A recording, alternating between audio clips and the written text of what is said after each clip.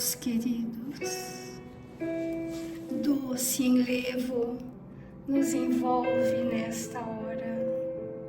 Vibrações suaves nos permeiam o íntimo, qual se sentíssemos pétalas de flores, tocando os nossos suaves sentimentos. A brisa leve que o vento traz e a natureza exuberante que nos agasalha em seu manto de amor.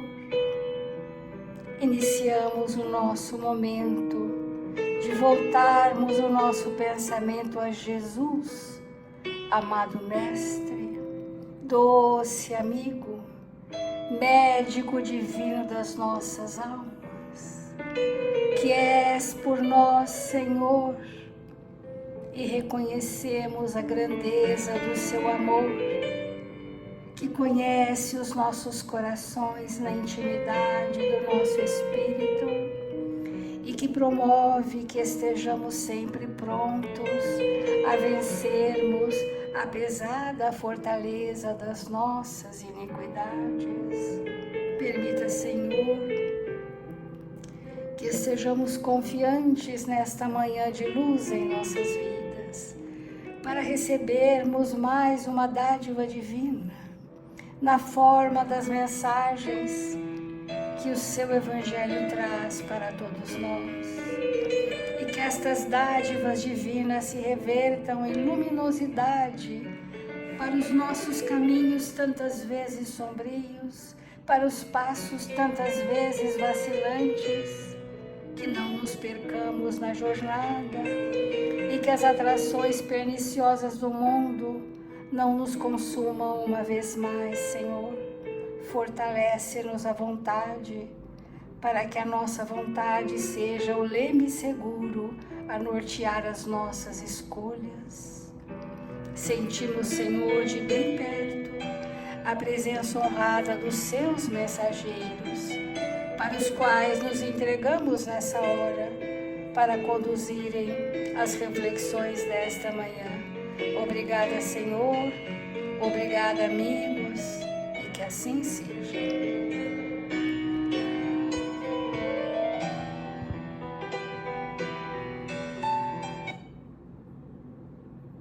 Do Evangelho segundo o Espiritismo, muitos os chamados, poucos os escolhidos. Nós estamos nesse item: aqueles que dizem Senhor, não entrarão todos no reino dos céus, mas somente entrará aquele que faz a vontade de meu Pai que está nos céus. E nós estamos nesse item, fechando esse item, dizendo esse parágrafo. As palavras de Jesus são eternas, porque são a verdade. A verdade, para nós, no planeta Terra, se apresenta na forma das leis divinas.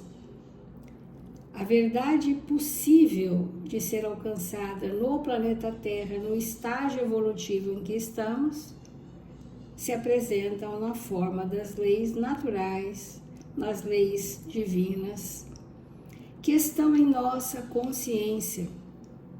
Mas quando mais esclarecidos e mais despertos, estas leis hão de se pronunciar mais intensamente de nós para o mundo. E nós encontraremos na nossa consciência as diretrizes seguras do caminho a vencer.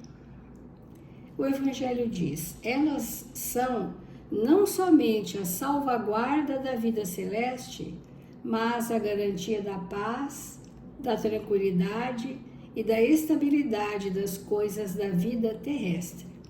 Por isso, todas as instituições humanas, políticas, sociais e religiosas que se apoiarem sobre as suas palavras serão estáveis como a casa construída sobre a pedra. Então aqui saímos do lar propriamente, mas já estamos indo para o mundo, do lar para o mundo. Então, todas as instituições do planeta Terra, no tempo de regeneração, estarão regidas por leis de Deus. Então isso significa que as leis dos homens vão caminhar para se parear, rentear com as leis de Deus. Esta é a destinação do homem na Terra. Então, todas as instituições humanas, sejam elas políticas, precisa ter Deus, lei de Deus, sociais, religiosas, que se apoiarem sobre as suas palavras, palavras de Jesus, serão estáveis como a casa construída sobre a rocha, sobre a pedra. Os homens, a humanidade, as conservarão, porque nelas encontrarão a sua verdadeira felicidade. Mas aqueles que as violarem serão como a casa construída sobre areia. O vento das revoluções e o rio do progresso as carregarão. É bastante simbólico, mas extraordinariamente claro para todos nós que tudo que existe no planeta precisa ter leis de Deus. E enquanto a humanidade dividir Deus de um lado e a humanidade de outro, Mamon de outro, nós não conseguiremos ter coerência, aquele alinhamento entre o pensamento, o sentimento e a ação. Então, é chegado o tempo, amigos. Nós não podemos mais ter nenhum tipo de acanhamento de falarmos das coisas de Jesus, sem pregar, sem induzir, nada disso, sem impor, nada disso, mas viver, sermos espíritos que vivemos o que já sabemos sobre o Evangelho, é que seremos o que Jesus convidou os 500 da Galileia, os multiplicadores da sua proposta na Terra, como Eurípides trouxe os sinalizadores do bem e da verdade, os evangelizadores de espíritos. Porquanto a nossa exemplificação é a linguagem mais forte que o espírito pode ter sobre o outro. Então, porque nós temos recebido a mãos cheias, né? A doutrina espírita é um manancial de sabedoria, que nós, tendo acesso a esse manancial, nunca mais seremos os mesmos. É certo que as pessoas adentram a doutrina espírita sem absorvê-la e por isso logo buscam práticas paralelas, distantes, porque não entrou realmente no cerne desse arcabouço de sabedoria que Jesus trouxe para a humanidade da Terra como a terceira revelação. Então, se a nossa vida começar a ser verdadeiramente norteada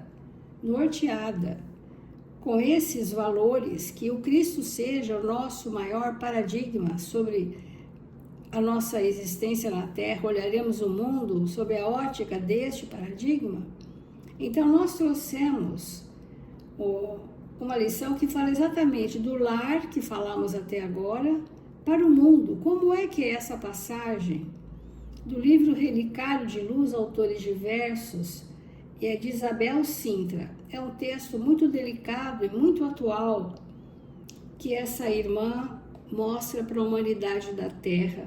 Vamos refletir juntos. Diz assim: minha amiga, o jardim do mundo continua repleto de possibilidades divinas. O que são possibilidades divinas? Talentos que nós recebemos para serem multiplicados. Mas nem sempre conseguimos colher as rosas de nossa plantação. Comumente, é imprescindível saber aguardar. Há a possibilidade divina, mas nem sempre conseguimos colher o fruto da nossa plantação imediatamente. Vamos aguardar, porque aí nós já vamos vencer o imediatismo. E diz: a terra da experiência é sempre a mesma, onde nossas esperanças foram semeadas um dia, para recebermos hoje a fé que nos revigora os corações.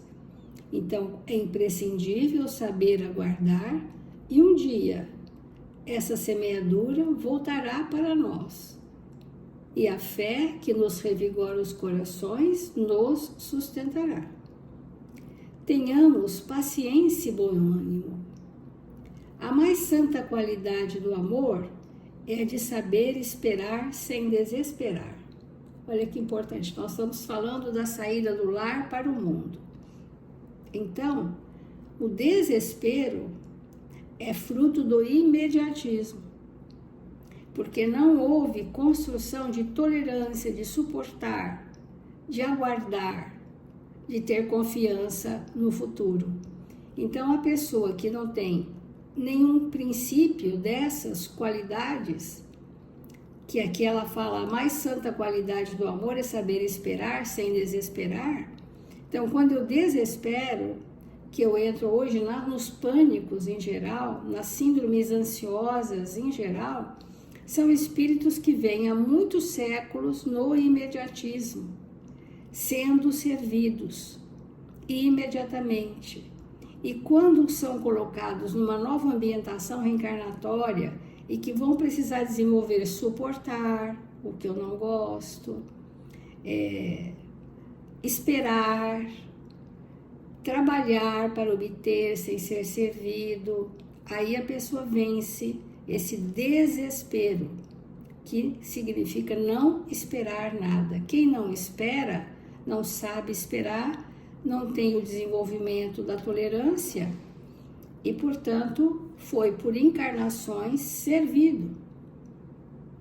E agora as síndromes ansiosas, elas ficam muito fortes porque houve um destrambelhamento do sistema nervoso em relação à lei de Deus. Então, olha, a mais santa qualidade do amor é de saber esperar sem desesperar. E às vezes o que estamos esperando é para a próxima encarnação, não é nem para essa, mas confiamos. Tenhamos paciência e bom ânimo. Nossos filhos são sempre os mais lindos rebentos da árvore de nosso ideal. Entretanto, não lhe formamos a vida terrestre para nós. Não preparam os filhos para si próprios. Nós precisamos preparar os filhos para viver no mundo sem ser do mundo, sendo de Deus. E que eles levem com eles os padrões morais da sua família de origem, a intimidade com o cristianismo redivivo como fonte segura de suporte para as adversidades que necessariamente irão encontrar. É muito importante isso, porque nós vamos vencendo o egoísmo e preparando o espírito, porque quando diz eu preparo para o mundo, não é que ele vai abandonar a família, ele vai estar mais forte levando os padrões desta família de origem, que se baseados numa rocha, que é o cristianismo redivivo, ele terá recursos como usar o seu livre-arbítrio no mundo. A maneira do escultor que alça argila informe a condição de vaso inapreciável para servir no mundo, pela graça de Deus, assumimos o papel de mães, pais, filhos, na vida que nos pede os filhos do coração para que integre as legiões de sua glória. Fazer uma iniciação do filho ao cristianismo é um paradigma que depende muito dos pais. É forçoso reconhecer que muitas famílias recebem filhos rebeldes, espíritos encrudecidos no bem, que sabendo esperar aquela semeadura, um dia aquela verdade vai surgir, vai surtir efeito naquele campo mental, mas às vezes nem é nessa encarnação. Por isso, o saber esperar, mas investir sempre.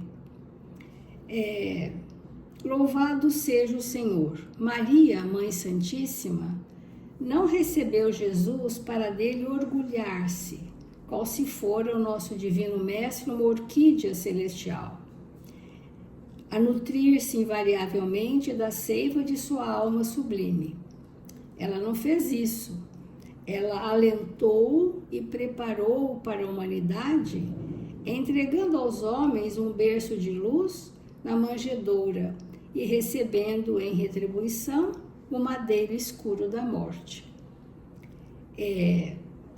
Jesus dispensa ser preparado porque já é um espírito puro, mas na visão da reencarnação enquanto humanidade, ele recebeu dessa mãe e desse pai o ambiente espiritual de que ele necessitava para dar conta da sua missão na Terra.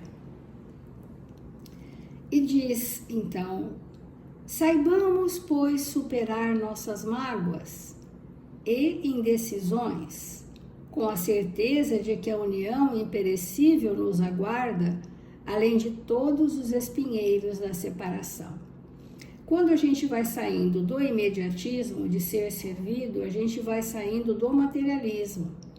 E ao sair do materialismo, nós não vamos suportar a nossa consciência avisando que está registrado em nós mágoas por prazer de vingança. Então nós precisamos ir resolvendo as mágoas, nos reconciliando com os nossos desafetos, para que se extirpe de nós essas mágoas tão destruidoras no nosso perispírito. O Espiritismo, felizmente, não nos plasma o ideal religioso para imobilidade dogmática. O Espiritismo ele tem um dinamismo forte de atuação intensa no mundo em que vivemos, porque cada qual de nós vem com tarefas bastante específicas e a movimentação desse ideal religioso é na ação da caridade e não na atitude beatífica contemplativa. Confere-nos o conhecimento superior, habilitando-nos ao serviço da comunidade. Então, como nós estamos nesse capítulo, muitos os chamados, poucos os escolhidos, então nós somos chamados recebendo o conhecimento superior e precisamos estar nos habilitando para o serviço na comunidade e aí sermos então os, entre aspas, escolhidos. Com ele, com a doutrina espírita, descobrimos finalmente que a nossa família não está circunscrita às fronteiras do templo doméstico. Vocês lembram a lição que há poucos dias eu falei, né? Que a humanidade são nossos irmãos, mas isso é uma afirmação, amigos, que está muito distante dos nossos sentimentos. Porque na mesma família consanguínea nem sempre somos amigos dos nossos irmãos consanguíneos, quanto mais daqueles que agem contrário ao que eu penso, daquelas culturas que agem contrário aos meus ideais. E é por essa pequenez nossa que nós somos reunidos em pequenas famílias ao longo de muitas reencarnações, aprendendo a amar 4 ou 5 ou 10, para um dia fazer da família, da humanidade, todos nossos irmãos. Isto precisa começar no próprio lar, porque os lares são tão conflituosos, belicosos, de embates, disputa de poder, ciúmes, paixões, arrastadoras. E nós estamos sendo chamados, amigos. Com a doutrina espírita, descobrimos finalmente que a nossa família não está circunscrita às fronteiras do templo doméstico. Mas nós nos incompatibilizamos até com o vizinho, até com o parente que vai nos visitar. Muitas vezes queremos fechar as portas do nosso lar para não receber ninguém, porque não queremos ser incomodados. Então, descobrimos finalmente que a nossa família não está circunscrita às fronteiras do templo doméstico. Vamos abrir essas barreiras.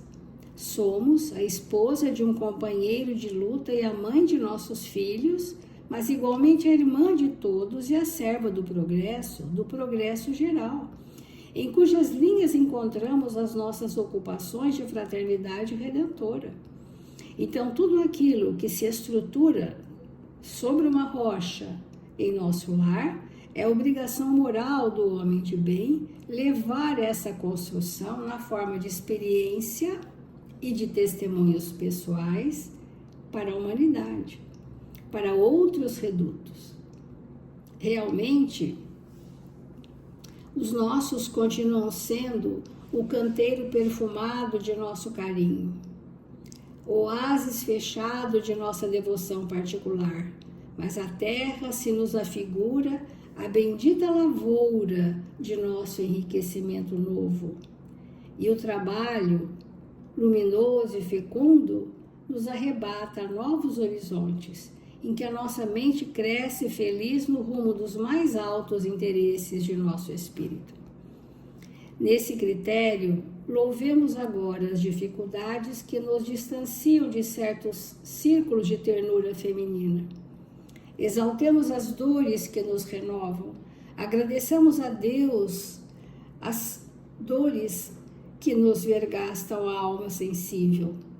Com semelhante auxílio, erguer-nos-emos sem tropeços para a vida superior.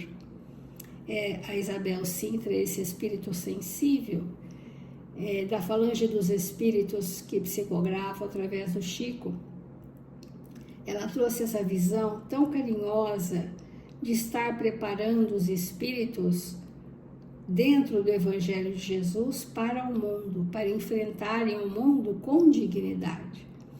Porque esse arranjo de consanguinidade que hoje forma a nossa família de origem, pais, filhos, irmãos e outros parentes próximos, isto numa próxima encarnação muda radicalmente. Aquele que hoje é seu pai pode amanhã ser seu irmão ou seu filho.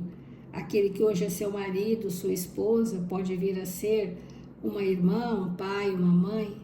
Esse arranjo muda conforme a necessidade evolutiva daquele grupo familiar. Então, esses vínculos não se perpetuam. A única coisa que se eterniza é o sentimento construído nessa relação. Então, o sentimento que eu construí com meu pai vai prevalecer quando meu pai for meu filho, quando meu pai for meu irmão. O sentimento é que é eternizado, mas não o tipo de relacionamento, de vinculação. Isso muda, para que a gente possa, exatamente na lei do amor, ir abrindo as comportas, abrindo os muros, abrindo as divisões, até que a gente possa estar com uma pessoa de outra cultura, de outros credos religiosos ou de outros níveis de valores e estarmos confortavelmente junto daqueles nossos irmãos, sem impor, sem questionar, sem criticar, apenas servir. Se nós não entendermos que os desafetos, os desafios são para nós sairmos do ser servido para servir, nós não cresceremos, não evoluiremos. E então a nossa matriz, a nossa estrutura de lar, a nossa rocha, fica porosa, muito vulnerável a ser, muitas vezes, trincada e até quebrada. O convite que nós fazemos é que a gente olhe para o nome dos sentimentos que essa estrutura familiar tem, qual é o alicerce da minha família, e ver, conversar com a família, doravante, esse é um ponto vulnerável, então vamos investir no fortalecimento desse ponto vulnerável que é o alicerce dessa família. Em conjunto, com a participação de todos o quanto possível, vamos investir. Por exemplo, podemos descobrir que falta tolerância para com as diversidades de personalidades. Investirmos na tolerância. Podemos achar que falta o respeito. Podemos achar que a afetividade não está fluindo e tudo isso faz parte da fundação desta estrutura sobre a rocha. E no culto do Evangelho no lar, quando a sintonia estiver muito elevada, ao término do culto, na prece final, nós vamos conversar, então, o que percebemos da estrutura da nossa família. Quais são os valores que são necessários desenvolvermos juntos? E se de todo você não tiver a concordância de ninguém, faça você mesma a sua grande parte, que é uma parte muito importante. Então, repetindo a frase da Isabel, Nesse critério, louvemos as dificuldades que nos distanciam de certos círculos do mundo e entendamos que as nossas dores nos renovam. Agradeçamos a Deus essas dores invisíveis que nos vergastam a alma sensível. Então, amigos, vamos refletir profundamente sobre esse capítulo e vamos fazer a nossa prece para encerrar.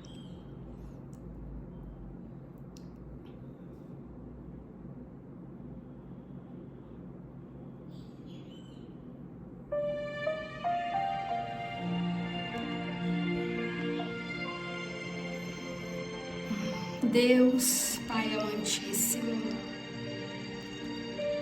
Jesus, Mestre amado, nós nos curvamos diante da grandeza do seu amor e pedimos humildemente, Senhor, que suas bênçãos infinitas alcancem a humanidade da Terra, sustentando esse planeta para etapas superiores de transição.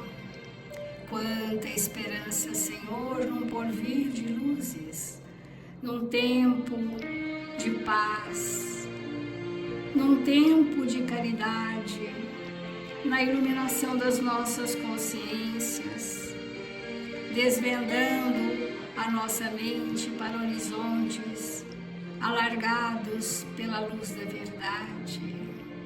Socorre, Senhor, a indigência de todos nós, as imensas dificuldades da jornada, para suportarmos com dignidade e paz os convites que a vida nos traz. Abençoa, Senhor, os nossos momentos felizes em que somos contemplados pela alegria e pelo amor. Igualmente, Senhor, agradecemos os momentos menos felizes, onde somos convidados a testemunhar a fé e a exemplificar o amor.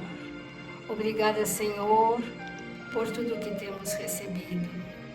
E assim, Mestre amado, encerramos o nosso Evangelho desta manhã com alegria, paz e gratidão em nossos corações. Hoje e sempre, e que assim seja.